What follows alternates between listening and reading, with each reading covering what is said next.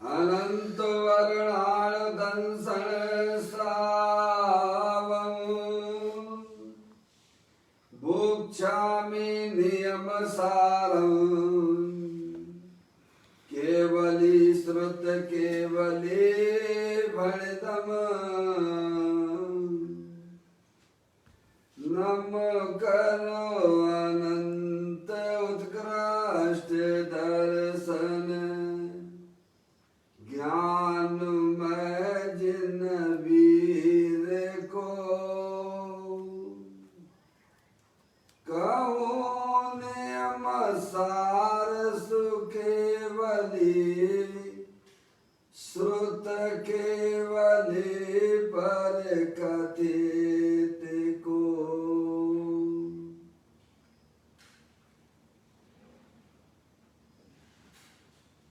श्री नियम सारजी नामक परम आध्यात्मिक ग्रंथ स्वाध्याय हेतु में विराजमान है। आज से 2000 वर्ष पहले इस महान पवित्र ग्रंथ की रचना आचार्य श्री कुंद देव द्वारा इसी पवित्र भूमि पर की गई और इसके टीकाकार पदम प्रमलधारी देव मुनिराज हैं। ग्रंथ का नाम श्री नियम सारजी है। नियम से करने योग्य कार्य अपनी आत्मा में सम्यक दर्शन, सम्यक ज्ञान, सम्यक चारित्र रूपी निर्मल पर्याय, पवित्र पर्याय, मोक्ष मार्ग रूपी पर्याय को प्रकट करना है। क्योंकि वह पर्याय स्वयं ही सुख स्वरूप है और अनंत सुख का कारण भी है। अनादि काल से हमारे आपके आत्मा में पर को अपना जानने वाली, पर को अपना मानने वाली, पर के साथ संबंध रखने वाली ऐसी मोराग देश रूपी मलिन पर्याय, अपवित्र रूप पर्याय प्रकट है, जो स्वयं दुख स्वरूप है और अनंत दुख का कारण भी है। ऐसी मोराग देश रूपी मलिन पर्याय का अपनी आत्मा में से उस पर्याय का अभाव करना है और सम्यक दर्शन, सम्यक ज्ञान, सम्यक चारित्र वाली निर्मल पर्याय, पवित्र पर्याय, मोक्ष मार्ग रूपी पर्याय को प्रकट करना है। ऐसे कार्य की प्राप्ति जिनवाणी माता के द्वारा अपने आत्मा के स्वरूप को पहचानना, अपनी जो आत्म वस्तु है वह परद्रव, परभाव और पर्याय से विभिन्न एकमात्र अखंड ज्ञान ज्योति स्वरूप है। ऐसे गायक प्रभु परमात्मा का मां जनवाणी माता के द्वारा परिचय करके तत्पश्चात शरीर रागादि ये सब कर्मकृत वस्तुएं हैं,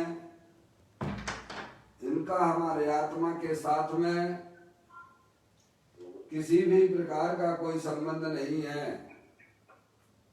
इस प्रकार सम्यक वेद ज्ञान पूर्वक शरीर रागादि की रुचि छोड़कर अंदर में जो अखंड ज्ञान ज्योति स्वरूप भगवान आत्मा है, उसमें ही अपनापन स्थापित करना, उसी को ही निज रूप से जानना और उसमें ही अपनी वर्तमान पर्याय को मग्न कराना, उसे ही अरिहंत परमात्मा ने उसे धर्म कहा है। उसकी चर्चा आचार्य भगवंतों ने, मुनिराजों ने एक एक गाथा, उसकी टीका और श्लोकों के माध्यम से हमें अपने आत्मा के स्वरूप को यहाँ पर समझाया है। देखिएगा, यह परम आध्यात्मिक ग्रंथ है जिसका नाम श्री नियम सार जी है,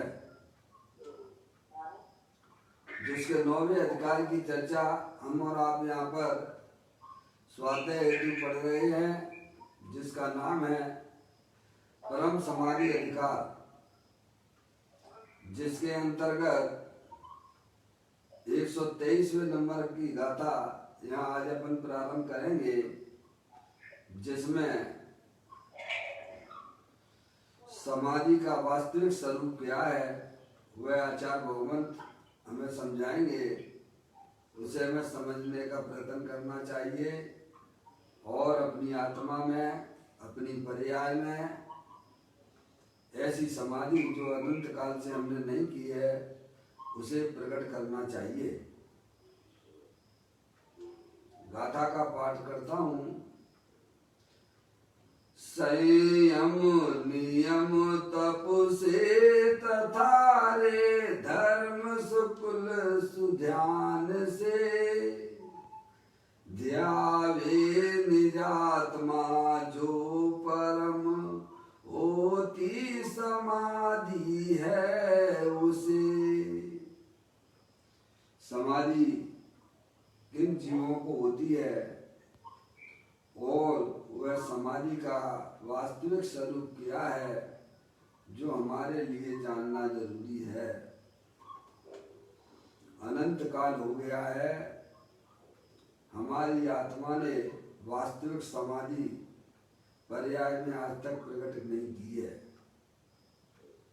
और जिसके कारण से यह आत्मा 4 गति 84 लाख योनियों में ऐसे ही जन्म मरण करता हुआ चला आ रहा है। जिन्हें जन्म मरण का अभाव करना हो, अपनी पर्याय में होने वाले दुखों का अभाव करना हो, उन समस्त जीवों को अपने आत्मा के स्वरूप को पहचान कर उसमें निर्मल रूपी, पवित्र रूपी पर्याय जो कि समाधि रूप से है उसे प्रकट करना चाहिए।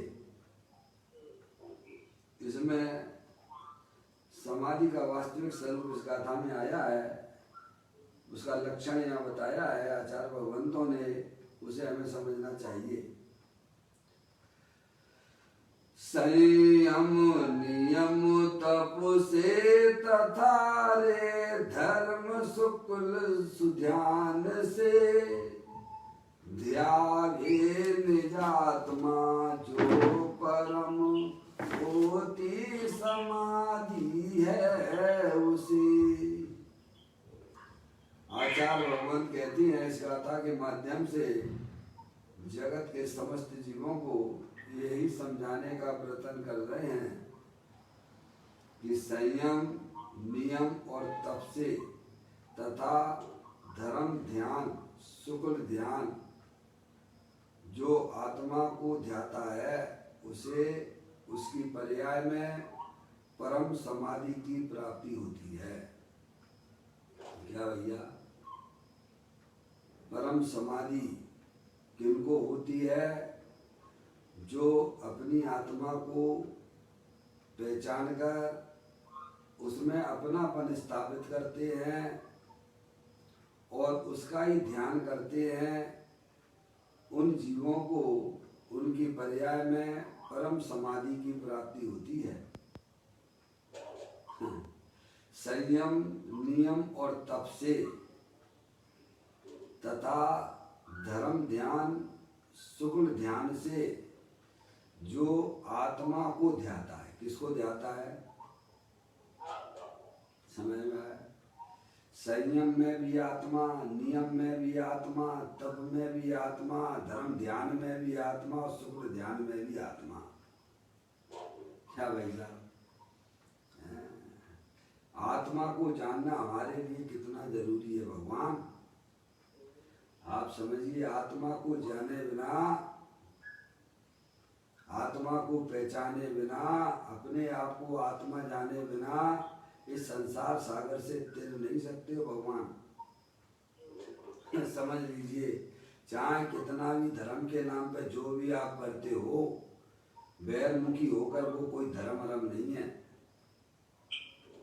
आत्मा को पहचाने बिना, आत्मा में अपनापन किए बिना किसी भी जीव को धर्म होता ही नहीं है।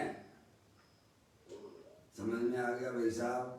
और हमारी आत्मा में जब तक निर्मल पर्यायों की उत्पत्ति नहीं होती है, तब तक हमारी आत्मा का जन्म मरण का अभाव नहीं हो सकता है। और निर्मल पर्यायों की उत्पत्ति जो है, अपना त्रिकालिक ध्रुव भगवान आत्मा, जो कि अनादि अनंत निर्मलानंद स्वरूप है, सुख शांति का भंडार है, शरीर रागादिक से अत्यंत भिन्न है, ऐसे ज्ञायक प्रभु परमात्मा को पहचान कर उसकी दृष्टि करना, यही पर्यायों में वीतराग भाव की उत्पत्ति कहो, इसे ही निर्मल पर्यायों की उत्पत्ति कहो, और इसी को समाधि कहते हैं। बेटे देखो, ये मोबाइल तुम्हारा गिर गया क्या भाई?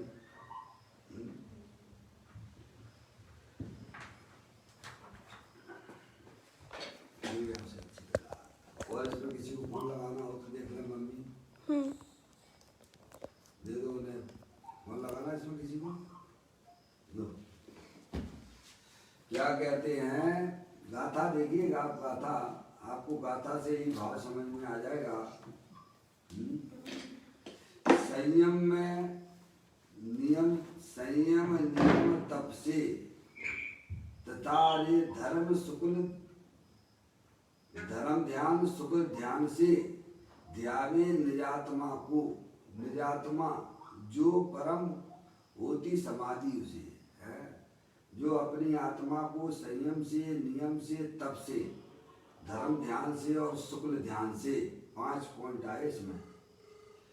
संयम से, नियम से, तप से, धर्म ध्यान से और शुक्ल ध्यान से जो अपनी आत्मा को ध्याते हैं, उनकी आत्मा में, उनकी पर्याय में परम समाधि की प्राप्ति होती है।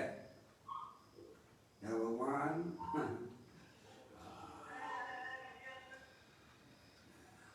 उनकी पर्याय में परम समाधि होती है। किसको ध्यावे? अपनी आत्मा को ध्यावे। अब आत्मा का ध्यान तो जब करोगे जब आत्मा का ज्ञान होगा। आत्मा के ज्ञान के बिना ध्यान का हो भाई? भगवान मुझे बता दो। आत्मा की दृष्टि के बिना किसी को ध्यान हो सकता है क्या? सबसे पहले अपनी आत्मा का ज्ञान करो। समझ गए? अगर आपको, हमको, सबको वर्तमान में, पर्याय में सुख रूप परिणमन करना हो, संसार सागर का अभाव करना हो, तो अपना जो त्रिकालिक ध्रुव भगवान आत्मा, जो कि सिद्ध भगवान जैसा है, जितनी शक्तियां सिद्ध परमात्मा के पास में है, अनंत परमात्मा के पास में है, उतनी की उतनी शक्तियां प्रत्येक संसारी जीवों की आत्माओं में है। आत्मा को जाने बिना, आत्मा में अपनापन किए बिना किसी भी जीव के संसार का अभाव नहीं होता है, दुख का अभाव नहीं होता है। अंदर में भगवान आत्मा देह देवन में विराजमान शाश्वत रूप से विद्यमान है। आपको कहीं से लाना नहीं है। क्या आपको तो बस माँ जनवाणी माता के द्वारा सच्चा ज्ञान करना है। कुछ करना धरना नहीं है धर्म के नाम पे। केवल मात्र अपनी आत्मा के स्वरूप को पहचानना है। करने धरने का नाम धर्म नहीं है भगवान। अपनी आत्मा का सच्चा ज्ञान करना और उसका ज्ञान अत्यंत परमात्मा के द्वार पर जाकर होता है। माँ जनवाणी माता हमें बताती है कि तुम ये शरीर नहीं हो, ये शरीर जड़ है, अनंत पुद्गल परमाणुओं का पिंड है। इसके पीछे देख लो, अमूर्तिक आत्मा विद्यमान है, अनंत शक्तियों के भंडार वाला है। और संसार अवस्था में जो दुख रूपी पर्याय पुण्य पाप रूप से दिखाई देती हैं, वह भी आत्मा का वास्तविक स्वरूप नहीं है। उन दोनों के पीछे देखो, भगवान आत्मा तीनों काल विद्यमान वस्तु है, अमृत का कुंड है, शाश्वत है, जो न कभी उपजता है न कभी मरता है। ऐसा भगवान आत्मा देव देवल में विराजमान है। उसका ज्ञान करो, उसकी दृष्टि करो, तो पर्याय में अतीन्द्रिय आनंद की प्राप्ति होती है। भगवान मिश्री का सेवन करोगे तो मुंह तो मीठा होगा ना। केवल मात्र मिश्री के गीत गाने से मुंह मीठा हो जाएगा क्या? ऐसे ही हम आत्मा के खूब गीत गाते रहें, लेकिन आत्मा का अंतर्मुखी उपयोग के द्वारा सेवन नहीं किया तो पर्याय में सुख कैसे प्राप्त होगा भगवान? अगर पर्याय में होने वाले दुखों का अभाव करना हो तो भगवान कहते हैं तेरा भगवान आत्मा शाश्वत देव देवल में विराजमान है। जिसने आज तक शरीर को छुआ तक नहीं है। रागादिक परिणतियां संसार अवस्था में देखी जरूर जाती हैं, पर वे कभी आत्मा रूप परिणमन नहीं करती हैं, वे ऊपर ही ऊपर रहती हैं। इन दोनों से भिन्न भगवान आत्मा शाश्वत देव देवाल में विराजमान है। ऐसा सच्चा ज्ञान करो, तभी पर्याय में होने वाले दुखों का अभाव होगा और तभी हमारे जन्म मरण का अभाव होगा। नहीं तो ऐसे कौआ कौआ बिल्ली है, चूहा है, ये केंचुआ बन के ऐसी फिरते रहोगे। अभी मौका मिला है अपनी आत्मा को समझने का, हम समझते रहेंगे। निरंतर 24 घंटा बहिर्मुखी होकर संयोगों के पीछे पड़े रहते हैं। एक संयोग तेरे को मिलता नहीं। भगवान तो शरीर ही नहीं मिलता है तो संयोग कहां से मिलेंगे? कभी विचार नहीं करते, कभी विचार ही नहीं करते।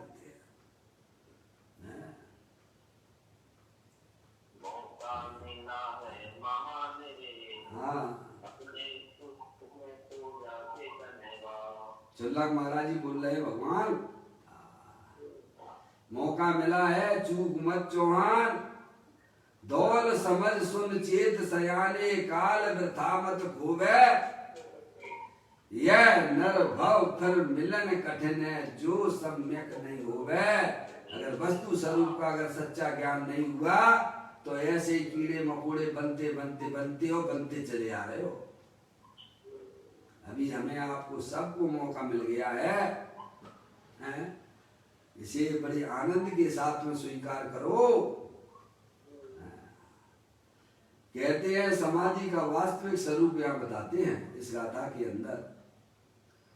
संयम नियम तप से तथा रे धर्म शुक्ल सुध्यान से।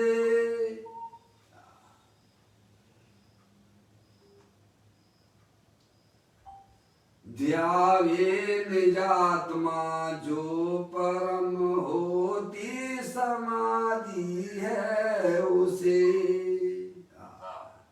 परम समाधि किन जीवों को होती है?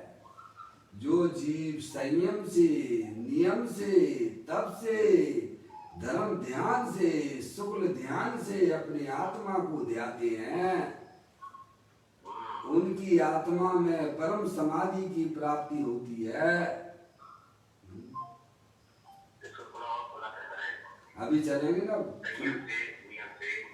सुल्लक महाराज जी, अभी तो अपन गाते ही पढ़ रहे हैं ना, अभी चलेंगे ना पांचों को, अभी पांचों का खुलासा होगा। अभी तो अभी टीका अभी पढ़ना है, और अभी पदम प्रमल ढाई देव मुनराज अपने सामने बैठे हुए हैं। वे आचार्य कुंद देव के कायसम है, अंदर के अभिप्राय को बाहर व्यक्त करेंगे अभी अब, और साथ में पूज्य गुरुदेव श्री भी बैठे हुए हैं, वे करेंगे ना खुलासा। अभी हमें ये तो समझ में आ जाए कि आत्मा के ध्यान से ही वास्तव में परम समाधि की प्राप्ति होती है। क्या देखिएगा, अब यहाँ पर टीकाकार पदम प्रमदायी देव मुनराज इन पांच तरीके से जो बताया गया है कि परम समाधि की प्राप्ति होती है, संयम से, नियम से, तप से, धर्म ध्यान से, शुक्ल ध्यान से। जो अपनी आत्मा को ध्याता है उसको उसकी पर्याय में परम समाधि की प्राप्ति होती है। क्या? हाँ, विशुद्धि, वंदना, लो इसको यहाँ बैठ जाओ इधर और इसको देख लीजिए, देख लो उनको क्या दिक्कत आ रही है इसमें मन में। चलिए, क्या कहते हैं, बड़ी सुंदर बात है। इतनी बात आप थोड़ा ज्ञान में बना के चलिएगा। परम समाधि किनको होती है? गाथा में मूल में यह बताया कि संयम से, नियम से, तप से, धर्म ध्यान से और शुक्ल ध्यान से 5 पॉइंट हैं। आपको भी स्मरण होना चाहिए। जो अपनी आत्मा को ध्याता है, किसको ध्याता है? अपनी आत्मा को ध्याता है, उसको उसकी पर्याय में परम समाधि की प्राप्ति होती है। क्या? क्या? उसको उसकी पर्याय में परम समाधि की प्राप्ति होती है। अब पूज्य पदम ब्रह्मधारी देव मुनराज इसी गाथा का खुलासा करते हैं। समझ गए? अब देखिएगा टीका का, इस गाथा में समाधि का लक्षण अर्थात स्वरूप का है। पदम ब्रह्मधारी देव मुनराज इस गाथा की टीका करते सबसे पहले उन्होंने लिखा कि इस गाथा में समाधि का लक्षण यानी स्वरूप का है। क्या कहा? समस्त इंद्रियों के व्यापार का परित्याग, उसका नाम संयम है। संयम किसे कहा? समस्त इंद्रियों के व्यापार का परित्याग। क्या समझ गए आप? 5 इंद्रियां है ना भगवान है, और मन, इनके व्यापार का त्याग कर देना। कठिन हो गया ना भगवान, ये बात तो है। ज्ञानियों को, सम्यक दृष्टि जीवों को कठिन नहीं है। क्यों?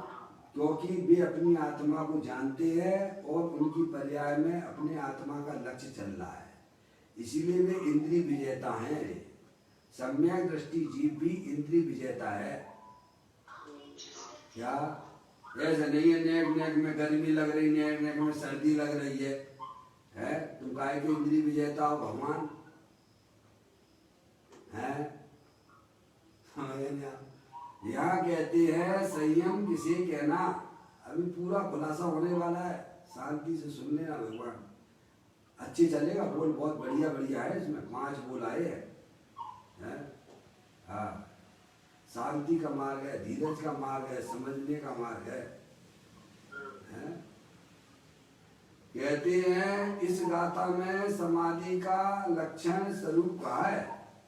समस्त आ गया ना, इंद्रियों के व्यापार है, 5 इंद्रियों मन, इनके व्यापार की बात करती है।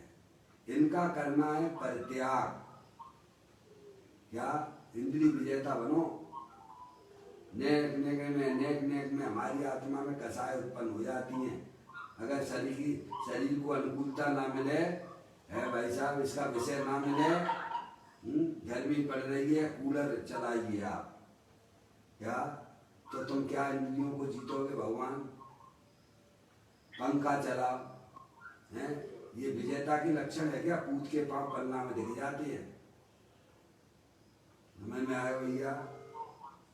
बढ़िया बढ़िया कैसा तो डर लग के वापस इस पर आराम से। ये कोई इंद्रिय विजेता के लक्षण नहीं है। ऐसे ही खाने पीने में भी लगा लेना, 24 घंटा खाने पीने के बारे में सोचते रहते हो। तुम्हें बनना इंद्रिय विजेता। 5 इंद्रियों मन के ऊपर विजय प्राप्त करनी है, तो उनकी तरफ भागने से होगी कि अपनी आत्मा को पहचान कर उनका त्याग करने से होगी? हैं? केवल मात्र ज्ञान करो। ज्ञान करने में तो ज्ञान आत्मा का स्वभाव है। क्या ज्ञान करना आत्मा का स्वभाव ही है? केवल मात्र, और एक बात बताऊं आपको, केवल एक मात्र इंद्रियों को जीतने की बात ही नहीं है। आगे उन्होंने लिखा जो अपने आत्मा को ध्याता है, किसके द्वारा? 5 इंद्रियों के परित्याग पूर्वक जो अपनी आत्मा को ध्याता है, उसके जीवन में परम समाधि होती है। चुपचाप शांति से बैठ गए, ना कूलर चलाना ना पंखा चलाना, और अपनी आत्मा को जानते नहीं है, तो भी कैसे तुम इंद्रियों को जीतने वाले नहीं कहलाओगे। दोनों बातें एक साथ कही गई हैं। संयम के द्वारा अपनी आत्मा को जो ध्याता है, उसके जीवन में संयम होता है, उसके आत्मा में समाधि रूप पर्याय की उत्पत्ति होती है। ऐसे 5 बोलों में लगा लेना। 5 में आत्मा को ध्याता है ना, है? आज भैया हमारा इसका त्याग है, रस्सी का त्याग है, ये व्यवहार की बात है, स्वभाव है, ये कोई धर्म नहीं है। उपवास है, तो उपवास है, तो उपवास यानी अपने आत्मा के समीप बरतना पर्याय का, उसका नाम उपवास है। अपना जो ध्रुव स्वभावी भगवान आत्मा है, जो तीनों काल विद्यमान वस्तु है, उपवास, उप यानी समीप, वास यानी रहना, किसके? अपने आत्मा के पास में रहना। पर्याय का अपने आत्मा के पास में रहना, उसका नाम वास्तविक उपवास है। लंघन आदि कर देना, उसका नाम उपवास नहीं है भगवान।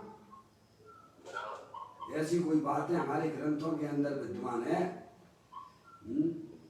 तो यहाँ पर सबसे पहले उन्होंने बताया संयम की बात की।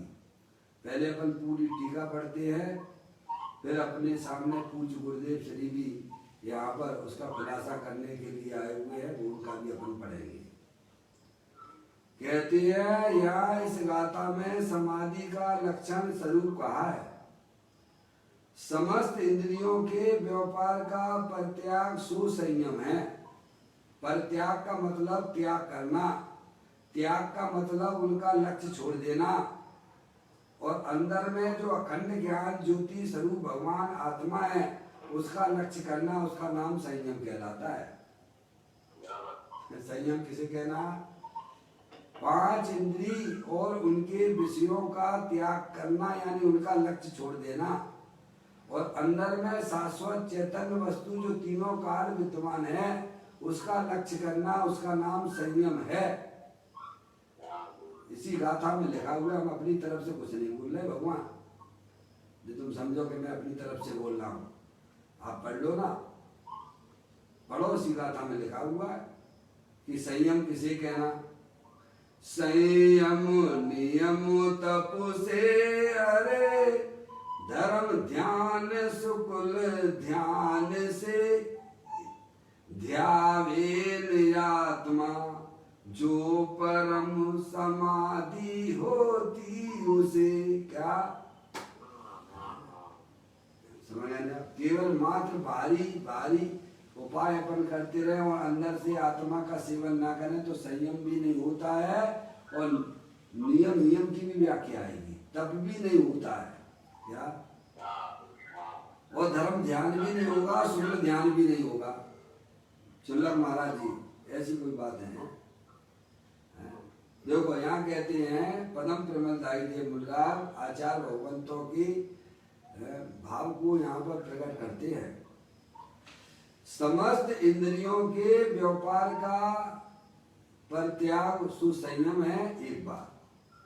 दूसरी बात, निज आत्मा की आराधना में तत्परता। क्या? निज आत्मा कौन की आत्मा की बात है? अपनी यानी अपनी आत्मा। निज आत्मा की आराधना में तत्परता सुनियम है। क्या? किसमें है? निज आत्मा की आराधना यानी अपनी आत्मा को केंद्रित करता हुआ जो पर्याय उसमें लीन होती है उसे तप कहते हैं। तप किसे कहा है? कल भी तप की बात आई थी। इच्छा निरोधो तपा, ऐसा दिया ने जय सेनाचार्य जी आचार्य भगवंतों ने प्रवचन सार आदि ग्रंथों में। इच्छा निरोधो तपा, इच्छा का निरोध होना, इच्छाओं का रुक जाना, वह वास्तव में तप है। तो कैसे रुकेंगे कि अपना भगवान आत्मा तीनों काल इच्छा रहित है, वीतराग स्वरूप है। ऐसे ज्ञायक प्रभु परमात्मा का सेवन करने से इच्छाओं का निरोध हो जाता है, इच्छाएं रुक जाती हैं, उसका नाम तप है। क्या? अरे भाई साहब आप हैं? जी जी चुल्लक महाराज जी आराधना की बात है। 4 प्रकार की आराधना है ना? हाँ हाँ सही है। ज्ञान से करो, दर्शन से करो, चारित्र से करो, तप से करो। क्या? अंतर्मुखी उपयोग के द्वारा अपने ज्ञायक प्रभु परमात्मा की आराधना करना। देखो अभी आप खुलासा करेंगे, कुछ गुरुदेव शरीफ भी है अपने सामने। कहते हैं निजात्मा की आराधना में तत्परता सुनियम है। नियम सार है ना, नियम सार। नियम सार का नियम है ना, नियम सार चलना। नियम यानी सम्यक दर्शन, सम्यक ज्ञान, सम्यक चारित्र रूपी निर्मल पर्यायों की उत्पत्ति हुए नियम सार है। क्या? मूल आदेश रूपी पर्यायों का अभाव करना और सम्यक दर्शन ज्ञान चारित्र वाली निर्मल पर्याय की उत्पत्ति करना वही जीव का कर्तव्य है, वही नियम से करने योग्य कार्य है। यहाँ इसकी व्याख्या करते हैं नियम की। निज आत्मा की आराधना में तत्परता सुनियम है, एक बात। 2 बातें आ गई। नंबर 3, जो आत्मा को आत्मा से धारण कर रखता है, टिका रखता है, जोड़ रखता है, वह अध्यात्म है। अध्यात्म की चर्चा बहुत चलती है दुनिया में। अध्यात्म के शिविर भी लगाए जाते हैं, अपने यहाँ ही नहीं अन्य मतियों में भी कैसे अध्यात्म शिविर लगाए जाते हैं। उनका नाम अध्यात्म शिविर रख देते हैं।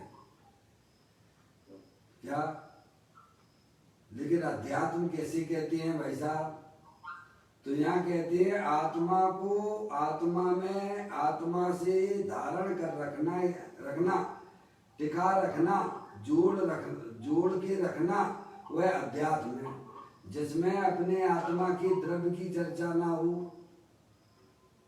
जिसमें अध्यात्म शिविरों में जिसमें अपना त्रिकालिक ध्रुव भगवान आत्मा जो कि अनंत गुणों से संपन्न है, मंडित है, सुशोभित है, ऐसे आत्मा की जिसमें चर्चा ना हो तो वह अध्यात्म कैसे कहलाएगा? अध्यात्म शिविर भगवान क्या द्रव्य की चर्चा हो, अपने द्रव्य की चर्चा हो, अपने गुणों की चर्चा हो, द्रव्य के अंदर रहने वाले अनंत गुण जिसमें अनादि अनंत विराजमान है, और पर्याय का जिसे पता ना हो तो काय का अध्यात्म है भगवान। यहाँ तो अध्यात्म से कहते हैं जो आत्मा को आत्मा में आत्मा से धारण कर रखता है, टिका के रखता है, उसको वास्तव में अध्यात्म कहते हैं। यह अध्यात्म की परिभाषा यहाँ बताई गई है। सभी खुलासा करेंगे हम यहाँ पूज्य गुरुदेव श्री क्या। अभी तो अपन पदम प्रमल दाई देव मुनराज को पढ़ रहे हैं और इन्हीं बातों को सब पूज्य गुरुदेव श्री खुलासा कर देंगे। थोड़ा शांति से धीरज से समझने का मार्ग है, हड़बड़ी का मार्ग नहीं है। चलो चलो चलो चलो चलो चलो, कहाँ चले? सम्यक से गलती चले हैं, भले ऐसे भर जाते हैं लोग बसों में, समझना है।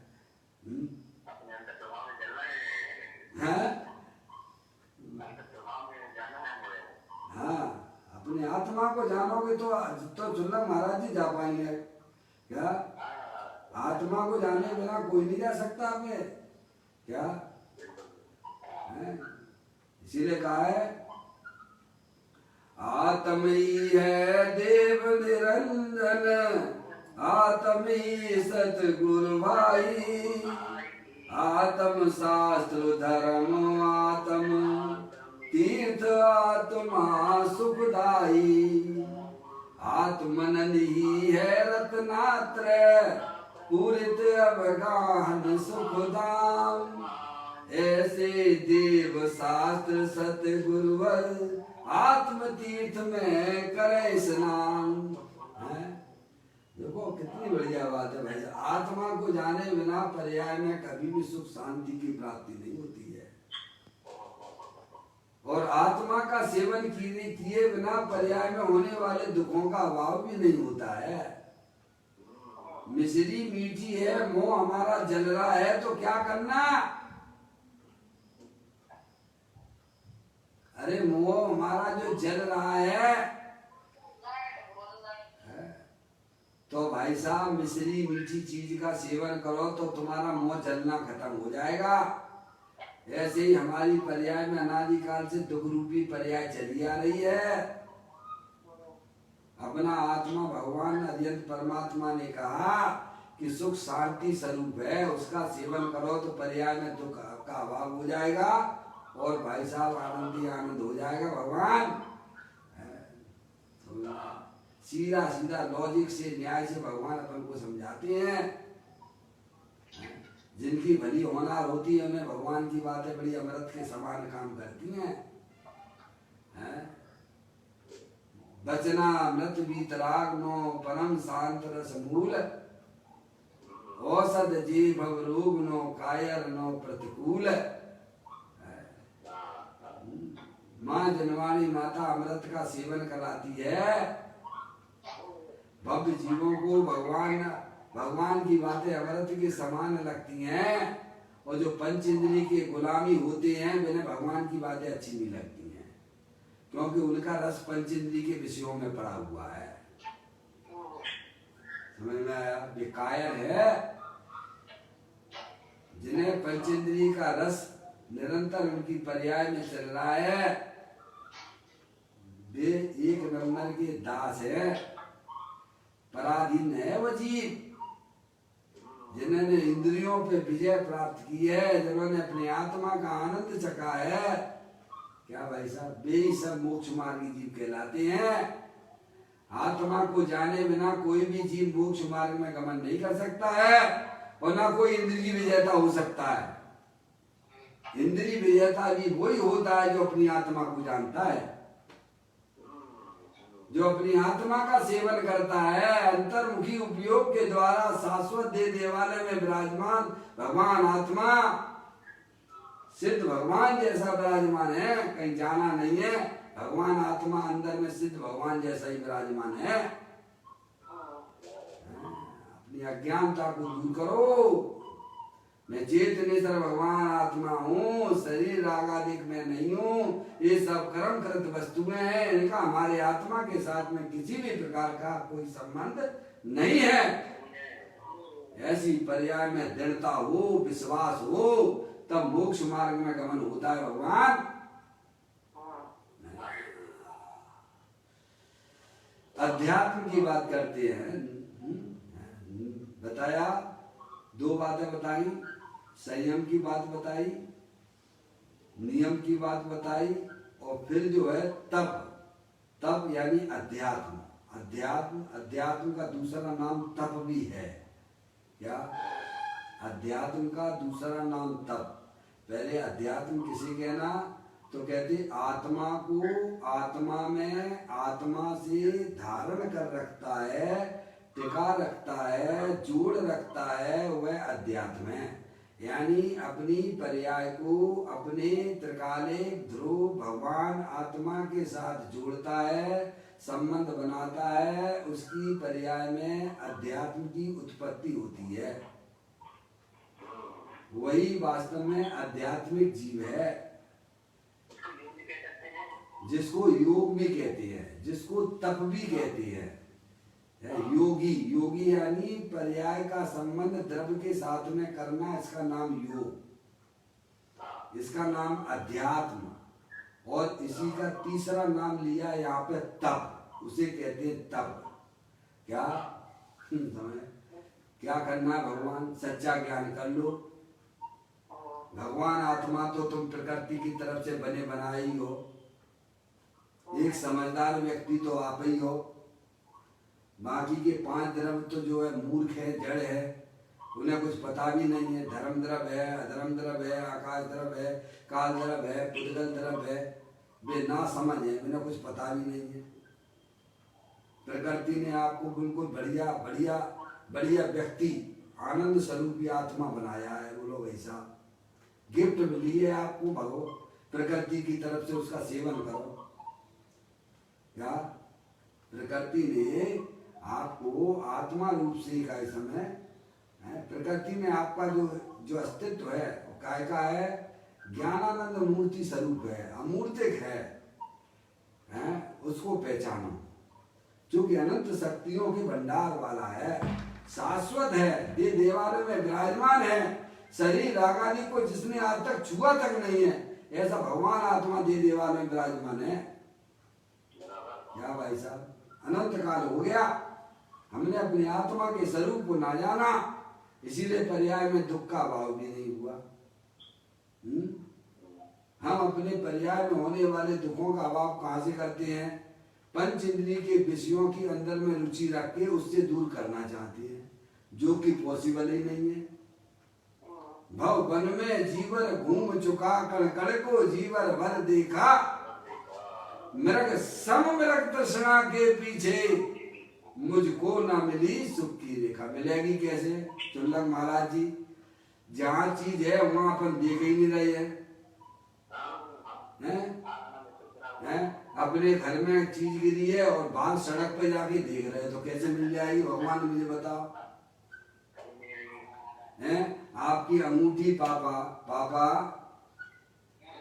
आपकी अंगूठी गिरी कहीं थी और देख कहाँ रहे थे आप? मिल गई क्या आपको?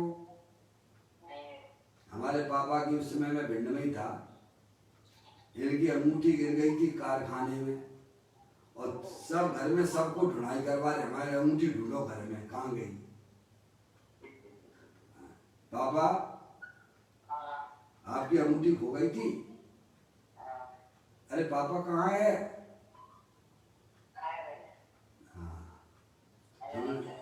मम्मी को मालूम। तो मम्मी, पापा की अंगूठी खो गई थी कि नहीं खो गई थी? सौरभ की शादी के समय सबको ढूंढाई करवा रहे थे। ढूंढो, हमारी अंगूठी यहीं रखी थी, कहाँ थी? ढूंढो ढूंढो ढूंढो, सब ढूंढो भैया, सब ढूंढो, कहाँ है? मिल गई क्या? क्यों नहीं मिली मम्मी? अरे जहाँ गिर गई है वहां ढूंढ ही नहीं रहे हैं, गिरी कारखाने में ढूंढ रहे हो वहां पे, तो कैसे मिल जाएगी प्रभु? ऐसे सुख तो भरा है अपने आत्मा में, और हम कहाँ पे सुख मान रहे हैं? स्पर्श इंद्री के विषय में, रसना इंद्री के विषयों में सुख मान रहे हैं, चक्षु इंद्री के विषयों में अपने उपयोग को लगा रहे हैं। कैसे मिल जाएगा सुख? भगवान मुझे बताओ। भगवान न्याय से, लॉजिक से तत्व को परोसते हैं। सुख शांति स्वरूप भगवान आत्मा दे देवन में विराजमान है। आचार्य अमृतचंद देव ने समय साल की 32वें नंबर के कलश में भी यह बात की घोषणा की है उन्होंने। सुख शांत रस से लबालब है, ज्ञान सागर आत्मा, बेभ्रम की चादर हटा, सर्वांग पर घट आत्मा। ये बाबू जन इस लोक के सब एक साथ नहाइए, इसे ही अपनाइए, इसमें ही मग्न हो जाइए। अरे प्रकृति की तरफ से आपको गिफ्ट मिली है, आप आत्मा हो, इंद्रिय आनंद स्वरूप हो, सुख शांति के भंडार स्वरूप हो, शाश्वत हो। न तुम्हारा जन्म होता है, न कभी तुम्हारा मरण होता है। ऐसी चैतन्य वस्तु दे देवालय में विराजमान है, जिसने शरीर और राग आदि को आज तक कभी छुआ नहीं है। ऐसे शाश्वत वस्तु की दृष्टि करो, उस आत्मा का सेवन करो, तो पर्याय में होने वाले समस्त दुखों का अभाव हो जाता है। भगवान, यही हमारे पंच परमेष्टि का एकमात्र संदेश है। कहते हैं जो आत्मा को आत्मा में आत्मा से धारण कर रखता है, धारण कर रखता का मतलब क्या? टिका के रखता है, टिका के रखता है का मतलब का जोड़ रखता है, वह अध्यात्म है।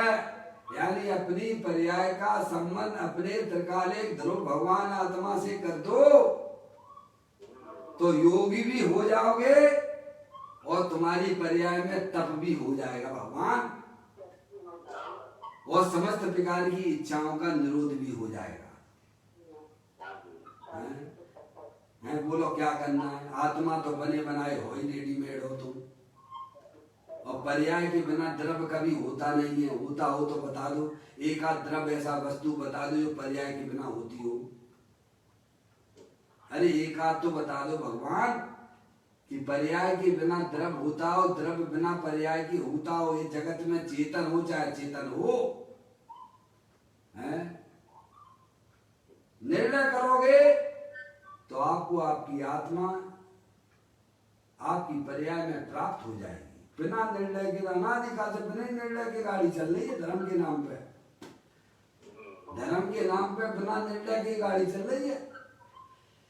बिन्ने भगवान की अष्टद्रव्य से पूजा करी तो हम भी करने लग गए, बिन्ने घंटा बजाया तो हमने भी घंटा बजा दिया, वे झुके तो हम भी झुक गए। ये कोई धर्म रम नहीं है भगवान। वस्तु स्वरूप का निर्णय करिए। वस्तु स्वरूप के निर्णय के बिना इस जीव की पर्याय में होने वाले दुखों का अभाव नहीं होगा, और 4 गति 84 लाख योनियों का परिभ्रमण नहीं रुक सकता है। अंदर में चेतनेश्वर भगवान आत्मा शाश्वत रूप से विद्यमान है, जो कि अनंत शक्तियों के भंडार वाला है, जिसने आज तक शरीर राग आदि को स्पर्श तक नहीं किया है। ऐसी चेतन वस्तु दे देवन में विराजमान है। इसीलिए कहते हैं अध्यात्म किसी कहना जो आत्मा को आत्मा में आत्मा से धारण कर रखता है, टिका रखता है, जोड़ रखता है, वह अध्यात्म है। और वह अध्यात्म सो तप है। क्या है? अध्यात्म को तप कहा गया है, वही तप है। 5 बातों की व्याख्या इसमें बताई गई है। संयम से, नियम से, तप से, धर्म ध्यान से, शुक्ल ध्यान से, जो अपनी आत्मा को निजात्मा लिखा ना, जो अपनी आत्मा को है, ऐसा नहीं लिखा पर परमात्मा को। आप मूल गाथा में पढ़ के देख लीजिए, निजात्मा शब्द दिया गया, आचार्य कुंद देव ने दिया। ये नहीं कहा कि परमात्मा का ध्यान करना। चलो महाराज जी, तो अपने आत्मा की बात है क्या, निजात्मा की बात है, पर परमात्मा लिख देते ना वहां पे। हमारे पंच परमेष्टि है, बोलो भाई साहब किसकी तरफ देखते हैं? बस तो हम भी आत्मा है, तो हमें किधर देखना चाहिए? जो पंच परमेष्टि करते हैं उनका अनुकरण करना चाहिए, तभी तो आप सच्चे भक्त बनोगे। केवल भगवान की जयकारा बोलने से भक्त हो जाओगे क्या? है पंच परमेष्टि के भक्त बनना है तो पंच परमेष्टि जैसा करते हैं वैसा तुम्हें करना पड़ेगा, तब भक्त बनोगे। है भगवान तो तुम बन ही जाओगे पर्याय में, पहले सच्चे भक्त बन लो।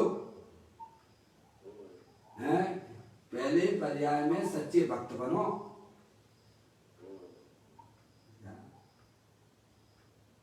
सच्चे भक्त यानी क्या? जो पंच परमेष्टि के बताए हुए मार्ग को अपने पर्याय में उत्पन्न करते हैं, अनुकरण करते हैं, वे वास्तव में भगवान के सच्चे भक्त होते हैं। पंच परमेष्टि के पंच परमेष्टि क्या कर रहे हैं? निरंतर अपनी आत्मा को का सेवन कर रहे हैं, निरंतर अपनी आत्मा की तरफ देख रहे हैं। किधर देख रहे हैं वे? अगर भक्त बनना है तो सबसे पहले भक्त कैसे बनते हैं ये सीखो। जो भगवान कर रहे हैं तब वही हमें करना पड़ेगा ना, जो हमारे गुरु करते हैं वही करना पड़ेगा ना। पंच परमेष्टि अपनी आत्मा की तरफ, निजात्मा की तरफ, अपने पर्याय को अपने ज्ञायक प्रभु परमात्मा की तरफ लगाए हुए हैं। बोलो है कि नहीं बताओ? पंच परमेष्टि में ऐसे कौन से परमेष्टि हैं जो अपनी आत्मा की तरफ नहीं देखते हैं?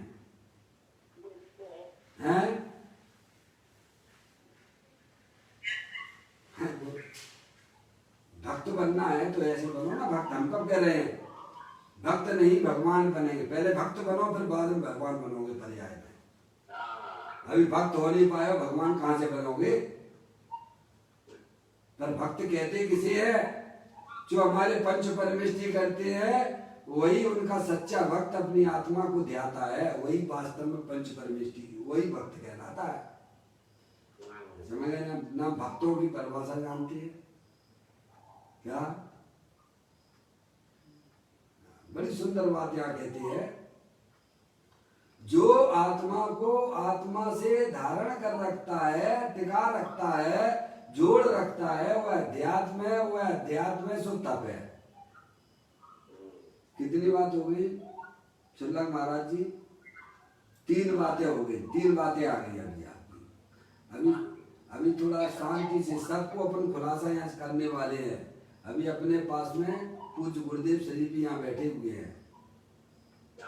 अभी तो टीकाकार परम प्रमल दाई देव आचार्य कुंद देव की गाथा का स्पष्टीकरण कर रहे हैं। शांति से मार्ग समझने की बात है, बड़बड़ाई का नहीं है। इसलिए सुबह 4 बजे आपकी एक क्लास चलती है।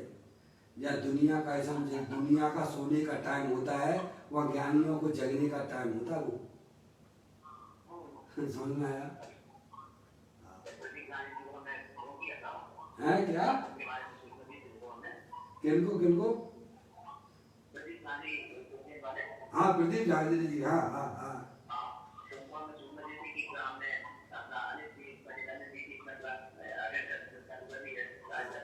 अच्छा अच्छा अच्छा अच्छा। हाँ सुबह से 4 बजे जाके 4:30 बजे क्लास नहीं होती है। अब यहाँ तो बरसों से चली आ रही है क्या? बरसों से चली आ रही है। मैं समझता हूँ 7-1 साल तो हो गए होंगे, है ना? आत्म जागृति, भगवान ने आत्म जागृति को धर्म कहा है क्या भाई साहब?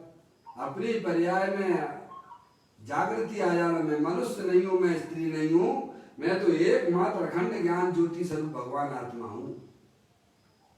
ऐसी पर्याय में जब जागृति होती है उसी को मोक्ष मार्ग के दरवाजे खुल जाते हैं। क्या? हाँ, प्रदीप झांझरी हमारे मित्र है, वैसे घर आ चुके हैं, वो यहाँ पर आ चुके हैं, है ना?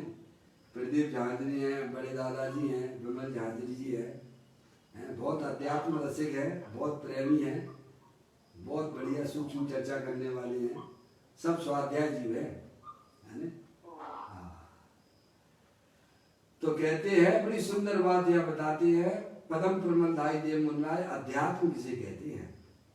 जो आत्मा को आत्मा में आत्मा से धारण कर रखता है, यानी टिका रखता है, जोड़ रखता है, वह अध्यात्म है।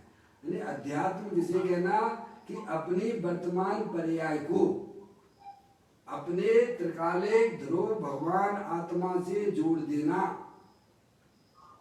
अनादि काल से पर्याय परद्रव्य के साथ संबंध बना के चली आ रही है, वह तो संसार का मार्ग है।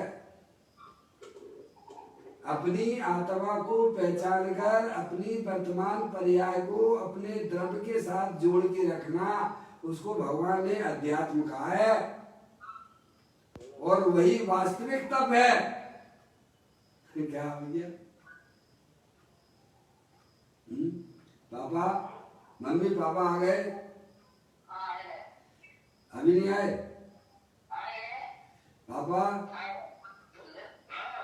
हाँ, कहाँ चले जाते सुबह सुबह? पापा, काम बहुत सरल है, कोई कठिन नहीं है। आपके पास में क्या नहीं है बताओ?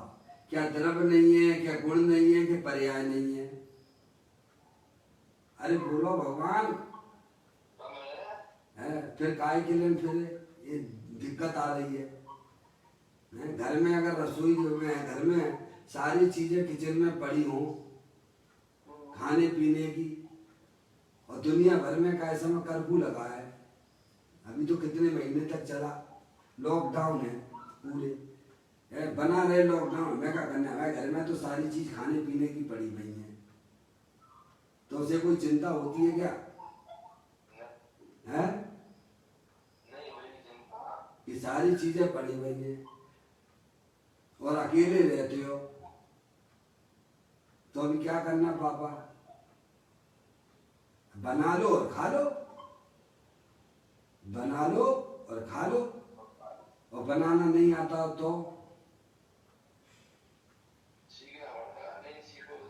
तो भूखे बैठे रहिए। अरे बनाना नहीं आता है तो भूखे बैठे रहोगे हैं और दुखी होते रहोगे, और बनाना आता हो तो सब चीजें बड़ी फटाफट बना के खा लीजिए। इसलिए गाली कहते हैं, आप बनावे आप ही खावे, खावत नहीं अगावे। हैं हमारे पास में द्रव्य भी है और उसमें रहने वाले अनंत गुण भी हैं और पर्याय भी है। पर्याय बिना द्रव्य की होती नहीं है। पर्याय को ये बात समझ में आना चाहिए कि मेरा भगवान आत्मा शाश्वत है, शरीर आदि पर पदार्थों से भिन्न है, रागादिक परिणतियों से भी भिन्न है, अखंड ज्ञान ज्योति स्वरूप है। मैं आत्मा हूँ, मैं मनुष्य नहीं हूँ, मैं स्त्री नहीं हूँ, मैं चेतनेश्वर भगवान आत्मा हूँ। तो पर्याय का धर्म ये है कि अपनी द्रव्य के साथ में संबंध बना के रखे। जैसे लौकिक में स्त्री का धर्म अपने पति के साथ में रहने का है, ऐसे ही पर्याय रूपी स्त्री का धर्म द्रव्य रूपी पति के साथ में रहने का है, जोड़ के रखे। अपने वर्तमान उपयोग को अंदर में जो अखंड ज्ञान ज्योति स्वरूप भगवान आत्मा है, उसमें अपने उपयोग को जोड़े। उसका नाम अध्यात्म है और उसी का दूसरा नाम योग भी है और उसका तीसरा नाम जो है तप है, जो इस गाथा में दिया गया। तप से निज आत्मा को ध्यावे। क्या केवल लंघन करने का नाम है भाई साहब, वह कोई तप नहीं है, वह तो स्वभाव है, वह कोई धर्म नहीं है। भगवान कहते हैं अब आगे समस्त बाह्य क्रियाकांडों, तीन बात आ गई है, संयम से, नियम से, तप से। अब धर्म ध्यान और शुक्ल ध्यान से जो अपने आत्मा को ध्याते हैं उनकी पर्याय में परम समाधि होती है। ये मूल में गाथा है। ये 3 बातें अभी आपने संक्षेप रूप से जानी। चौथी बात धर्म ध्यान से है नहीं, चौथी बात है धर्म ध्यान से। उसकी जो व्याख्या यहाँ पे पदम प्रबंधाई देव मुराद करते हैं। समस्त बाह्य क्रिया कांड के आडंबरों का परित्याग जिसका लक्षण है, ऐसे अंतः क्रिया के अधिकरण भूत आत्मा को जिसका स्वरूप अवधि रहे तीनों काल, अनादि काल से अनंत काल तक निरुपाधिक है, उसे जो जीव जानता है, उस जीव की परिणति विशेष व स्वात्माश्रित निजात्म ध्यान है। क्या कितना बड़ा लक्षण दिया है। धर्म ध्यान का लक्षण बताया इसमें।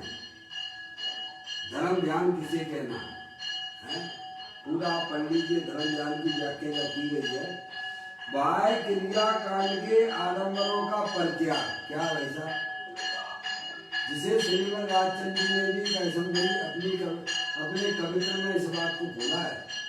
यम नियम संयम आप कियो, पुन त्याग वैराग अथाग लियो, मुख मोने रहो दृढ़ आसन पद्म लगाए लियो, बहु शास्त्र में के नए धारे हरे, मत खंडन मंडन भेद किए, अब क्यों ना विचारत हो कछु, कुछ और रहा इन साधन से। क्या श्रीमद राजचंद्र जी ने उसमें लिखा है ना, नियम संयम आप कियो, पुन त्याग विराग अथाग लियो, जड़ आसन पद्म लगाए लियो, शास्त्र के मत खंडन मंडन भेद किए, अब क्यों ना विचारत हो कछु, कुछ और रहा इन साधन से। बाहर में इतने साधन किए, लेकिन अपनी आत्मा को कभी इसने साधन नहीं बनाया।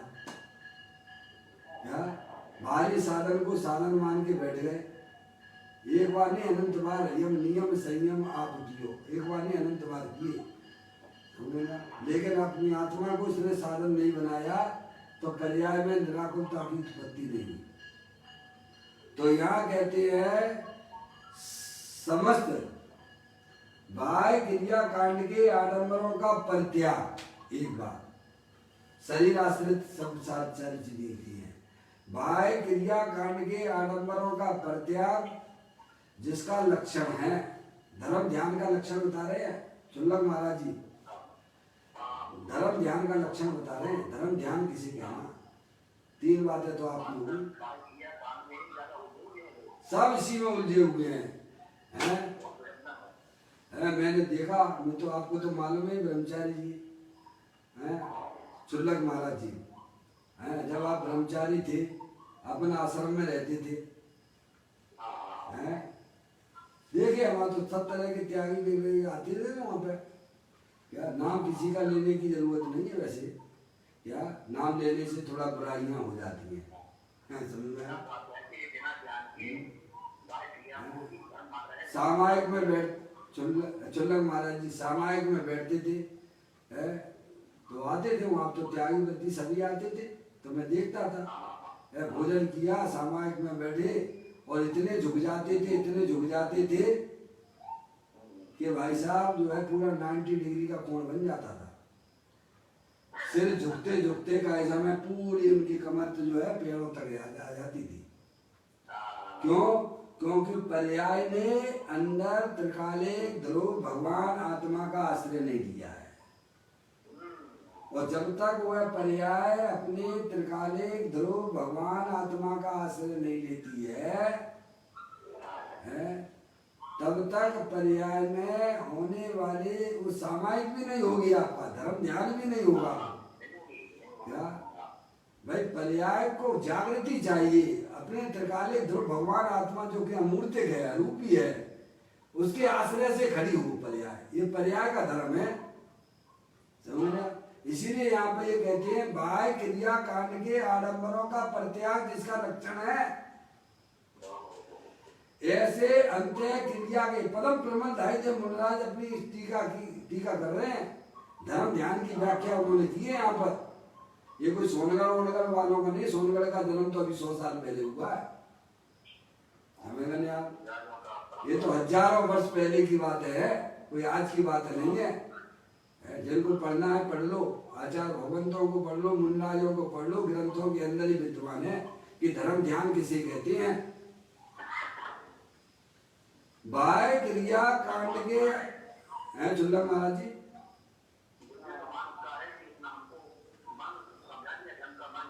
हाँ ये तो पूज्य गुरुदेव श्री का महान उपकार है। ग्रंथों के अंदर ही सारी चीजें विद्वान थी, उन्होंने हमारी भाषा में हमको समझा दिया। सारी चीजें वहाँ लिखा पड़ी हुई थी। वे तो श्वेतांबर समाज में पैदा हुए थे, हैं समझे नहीं, लेकिन उन्होंने दिगंबर ग्रंथों को पढ़कर हमें हमारी चीज हमको बता दी। देखो तुम्हारे ग्रंथों में ये लिखा पड़ी है, हमें तो उनका उपकार मानना चाहिए एक प्रकार से, है नहीं। हम तो भाई साहब बस भगवान की पूजा कर ली, भक्ति कर ली और फिर अपने घर गृहस्थी के कार्यों में लग गए भगवान, हैं, और उसी को धर्म माने बैठे, मैं धर्मात्मा हूँ। क्या थोड़ा बहुत बाहर चीजों का त्याग कर दिया और अपने आप को धर्मात्मा माने बैठ गए, हैं। आत्मा को जाने बिना कोई भी चीज धर्मात्मा नहीं होता, ध्यान रखिए। आत्मा के ज्ञान के बिना कोई जीव धर्मात्मा नहीं होता है। आत्मा के श्रद्धान के बिना कोई भी जीव धर्मात्मा होता ही नहीं है। भले ही चाहे कितने भी गृहस्थ आश्रम छोड़ के आश्रम में रहने लग जाए, अरे मुनि भी बन जाए, मुनि वृद्धान अनंत बार गिरह पर उपजायो, फिर निजातम ज्ञान बिना सुख देश न पायो। समझ गए आप? एक के बिना जीरो का कोई महत्व नहीं होता है। यहाँ धर्म ध्यान की व्याख्या चल रही है। बाह्य क्रिया कांड के आडंबरों का परित्याग जिसका लक्षण है, ऐसी अंत्य क्रिया के अधिकरण भूत आत्मा को, अधिकरण भूत आत्मा, आत्मा आधार उसका आत्मा, अधिकरण भूत आत्मा को जिसका स्वरूप अवध रहित यानी काल रहित, अवध का मतलब होता है काल, अवध रहित यानी तीनों काल, अनादि काल से अनंत काल तक निरुपाधिक है। अपनी जो आत्म वस्तु है निरुपाधिक स्वरूप है, जिसमें किसी भी प्रकार की कोई उपाधि नहीं है। ऐसा भगवान आत्मा देह देवल में विराजमान है। उसका जो जीव उसे जानता है, किसको जानता है? निरुपाधिक स्वरूप भगवान आत्मा को जानता है। जो ध्यान की धर्म ध्यान की व्याख्या कर रहे हैं पूजपात स्वामी जो सॉरी पदम प्रमल धाई थे मुनराज, उन्होंने क्या कहते हैं? निरुपाधिक है उसे जो जीव जानता है, जो जीव जानता है उस जीव की परिणति में यानी उसकी पर्याय में, परिणति में मतलब उसकी पर्याय में विशेष वह स्वात्माश्रित निश्चय धर्म ध्यान है। क्या है? धर्म ध्यान की उत्पत्ति कहाँ द्रव्य में होती है कि गुण में होती है कि पर्याय में होती है? पर्याय में होती है। कब होती है? जब पर्याय अपने त्रिकालिक ध्रुव भगवान आत्मा का आश्रय लेती है। स्वात्माश्रित लिखा है ना, अपने आत्मा का आश्रय लेती है, तब उसकी पर्याय में धर्म ध्यान की उत्पत्ति होती है। अनंत काल हो गया हमारी पर्याय में धर्म ध्यान रूपी पर्याय की उत्पत्ति हुई नहीं है। आर्थ ध्यान गौत ध्यान तो अनादि काल से चल रहा है, पर धर्म का लक्ष्य तो अनादि काल से चला ही आ रहा है। वो तो संसार का कारण है, वो दुख का कारण है। भगवान अपनी आत्मा का जो आश्रय लेते हैं उसको धर्म ध्यान की उत्पत्ति होती है। अनंत काल हो गया, आत्मा ने अपनी आत्मा को ना जाना, इसीलिए उसकी पर्याय में निराकुलता की उत्पत्ति नहीं हो रही है। सुखी होना है तो अपनी आत्मा के स्वरूप को जानो। मेरा भगवान आत्मा तीनों काल शरीर रागादिक से भिन्न अखंड ज्ञान ज्योति स्वरूप है, जिसमें परद्रव प्रभाव की मिलावट होती नहीं है। ऐसे भगवान आत्मा को जो जानता है, उसका आश्रय लेता है, उसकी पर्याय में धर्म ध्यान की उत्पत्ति होती है और उसी जीव को समाधि होती है। क्या समाधि किनको होती है? जो अपनी आत्मा को जानता है, जो अपनी पर्याय को अपनी आत्मा के आश्रय से खड़ा करता है, उसकी पर्याय में समाधि की उत्पत्ति होती है, परम समाधि की उत्पत्ति होती है। ये चौथे गुण स्थान से प्रक्रिया प्रारंभ हो जाती है। क्या भाई साहब? धर्म ध्यान की व्याख्या आई। आगे और चलते अपन परम प्रबंधाई के मुल्लाज को अभी पढ़ रहे हैं। कल पूज्य गुरुदेव तेरी इसी सभी बातों का खुलासा करेंगे। ध्यान देय ध्याता ध्यान का फल आदि के विविध विकल्पों से विमुक्त। ओहो, क्या कह रहे? शुक्ल ध्यान की परिभाषा करते हैं आप। कल चंदक महाराज जी ने पूछा था धर्म ध्यान और शुक्ल ध्यान में क्या अंतर है, पता है? ये अंतर है, देख लो आप, कि ध्यान दे ध्याता ध्यान का फल आदि के विविध विकल्पों से विमुक्त, ऐसे विकल्पों से रहित अंतर्मुखाकार। कैसी है? पर्याय कैसी हो गई है? अंतर्मुखाकार हो गई है। क्या? जैसे समुद्र में बर्तन में रखा हुआ पानी आप समुद्र में डाल दोगे तो वह बर्तन का पानी कहलाएगा कि समुद्र का पानी कहलाएगा? समुद्र का पानी हो गया वो। अब वो तुम्हारे बर्तन का पानी ना रहा, अब उसका नाम भी बदल गया, अब वो समुद्र का पानी कहलाता है। ऐसे ही पर्याय जहाँ अपने त्रिकालिक ध्रुव भगवान आत्मा का अंतर्मुखी होकर उसका अवलोकन करती है, वह द्रव और पर्याय की दोनों की भेद खत्म हो जाती है। वह पर्याय नहीं रहती है, पर्याय द्रव रूप से व्याप्त हो जाती है। इसमें अपने भगवान आत्मा में क्या, जहाँ ध्यान ध्याता देह और ध्यान का फल का भी विकल्प नहीं रहता है, उसे शुक्ल ध्यान कहते हैं। यह शुक्ल ध्यान की व्याख्या की गई है। बिल्कुल द्रव और पर्याय के भेद ही खत्म हो गए वहां पे।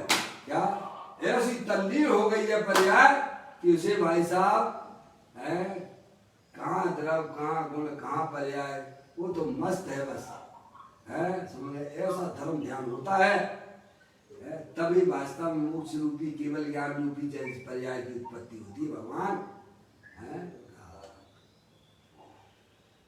कहते हैं ध्यान दे ध्याता ध्यान का फल आदि के विविध विकल्पों से विमुक्त, अर्थात ऐसे विकल्पों से रहित अंतर्मुखाकार। कैसी? अंतर्मुखाकार, अर्थात अंतर्मुख जिसका स्वरूप है, ऐसा समस्त इंद्रिय समूहों से अगोचर निरंजन निज परमात्म तत्व में अविचल स्थित रूप से योग जो ध्यान वह निश्चय शुक्ल ध्यान है। क्या? ध्यान से भी और ऊपर विशेष ध्यान की प्रक्रिया, उसका नाम शुक्ल ध्यान है। क्या? ये अंतर है, विशेष और लीनता हो गई है। ध्यान में तो लीनता है पर वो जगन लीनता है, और शुक्ल ध्यान में और विशेष लीनता बढ़ गई है, उसका नाम शुक्ल ध्यान है। ये दोनों में अंतर है। सुल्लम महाराज जी, कल आपका प्रश्न था, आज उसका जवाब आ गया। धर्म ध्यान में जगन लीनता है और शुक्ल ध्यान में विशेष लीनता है। जहाँ ध्यान ध्याता देह और ध्यान के फल के विकल्प से रहित पर्याय बिल्कुल अंतर्मुखी खत्म, समझे? दुनिया जाए भाड़ में और ज्ञानी ज्ञानानंद खाते हैं आड़ में। ऐसा भगवान आत्मा दे देवल में आनंद स्वरूप है, अज्ञानी जीवों को खबर तक नहीं है। 24 घंटा कमाओ कमाओ कमाओ कमाओ, भाइयों को कमाने से फुर्सत नहीं और भाइयों को बनाने से फुर्सत नहीं। तिरंज गति जैसा जीवन जी रहे। समझ में आया भैया? बिना स्वाध्याय के बिना अज्ञानता की सारी काम हो रहे भगवान। स्वाध्याय को परम तप की संज्ञा दी गई है। स्वाध्याय हमारी अज्ञानता को दूर करती है। समझ में आया भैया? कहते हैं ये हो गया आपकी बात है धर्म ज्ञान की। इन सामग्री विशेषों सहित इस उपर्युक्त विशेष आंतरिक साधन सामग्री सहित अखंड अद्वैत परम चैतन्यमय आत्मा को जो परम संयमी नित्य ध्याता है उसे वास्तव में परम समाधि होती है। इस प्रकार की यह बात जो है आज अपन ने यहाँ पर 123वें नंबर की गाथा से आचार्य कुंकुन देव को पढ़ा और उसी का विशेष खुलासा यहाँ पर परम प्रमलधारी देव मुनिराज ने किया। और इसके बाद और विशेष स्पष्टीकरण कल पूज्य गुरुदेव श्री यहाँ पर इसका करेंगे। आप लोग आइए और उनको सुनिए पूज्य गुरुदेव श्री को जो उन्होंने इस गाथा का स्पष्टीकरण किया है, जो हमारे लिए कल्याण की बातें हैं। समय अपना हुआ। निज निधि निज में बताई ये अनंत अनंत उपकार है, उसके लिए जिन वाणी माँ को वंदना सतवार है, वंदना सतवार है। 9 वर्णों का मंत्र।